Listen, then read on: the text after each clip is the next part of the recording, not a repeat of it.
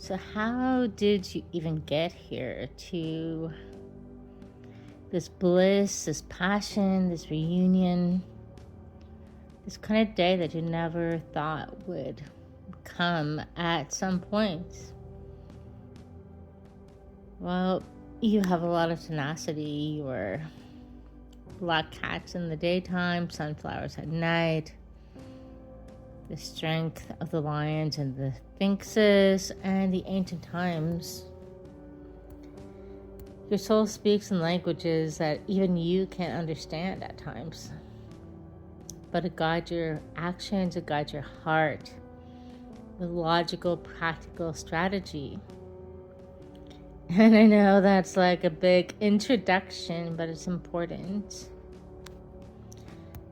You got here because you followed your gut instinct. You were guided by messengers from the other side and your guides. And ultimately, you believed in this love beyond, well, even more than you believed in the obstacles, the limiting beliefs, the filters of past experiences, your trauma, all those sorts of things. It was kind of like you had finally found the one when you met them. And I've referenced this many times, many times, but I strongly believe that love is passion, obsession, someone you can't live without. The Meet Joe Black, Anthony Hopkins airplane scene. If you haven't seen it, you gotta hop on over and listen to that speech because that's what I believe. People believe that love should be calm. And yes, you don't want the drama, you don't want the fights all the time, but you need the passion. You need something that lights your soul on fire. It can't be neutral. It can't be blasé. It can't be like, take it or leave it. If you don't have the fire for the person that sets your soul on fire and makes you fight for the connection no matter what, it's just not worth it because it's not true love. So when you met this person, it was instant soul recognition. It wasn't like you were just meeting them. It was like you were coming home. And they felt the same. And in those early days, I think they made you a big love offer. And you kind of walked away because you weren't ready. It's not that you didn't love them or you didn't feel it or you didn't want it, but you kind of self-sabotaged because you hadn't healed your heart and you couldn't believe the offer was genuine and real and love could happen that purely, that quickly, because life had taught you that love was hard, that love was nearly impossible, that if this was happening, this person had to be playing you, and they absolutely were not.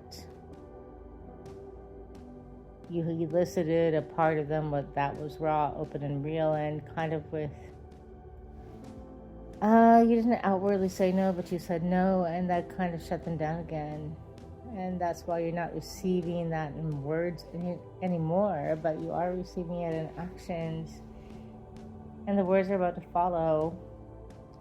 And you both believe in that Disney fairy tale, the Meet Joe Black obsession. You know, this person seems very worldly that you love. This person has the energy of charisma, super attractive, and what scared you is that they come across as a player because people are very, very attracted to them, but on the inside, this person is purely innocent. They have strong moral values, and they are a little, actually, for lack of a better word, shy. And they are very, very loyal, and they got very, very hurt by being that way.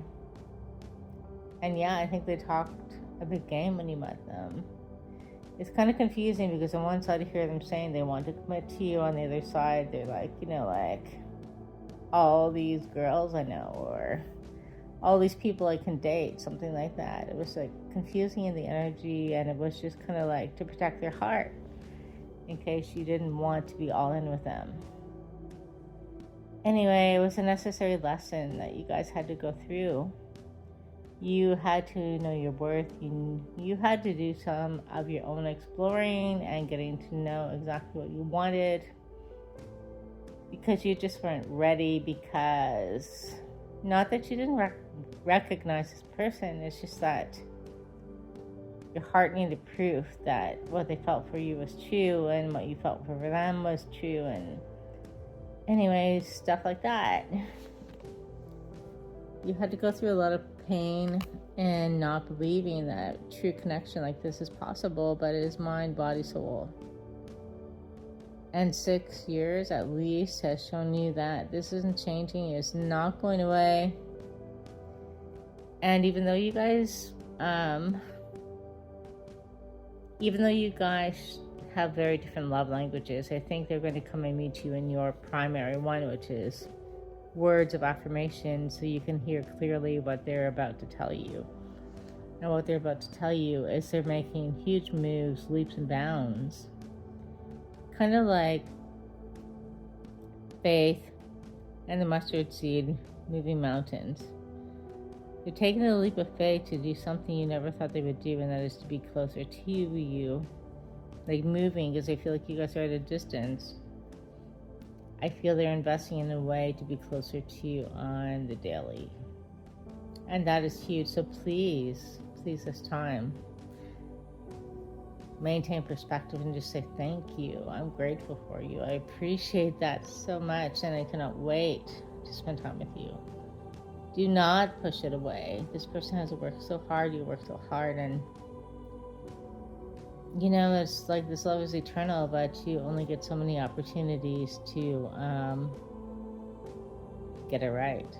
Get it right. This person loves you, and that is the main thing that you need to know and believe. You're not walking, they're staying. You haven't come this far to only go this far, so embrace this love with them and see where it goes, which is going to be amazing places. If you'd like a personal read on your situation, message me at bhdreads@hotmail.com or connect via my Penside booking link in the description bio.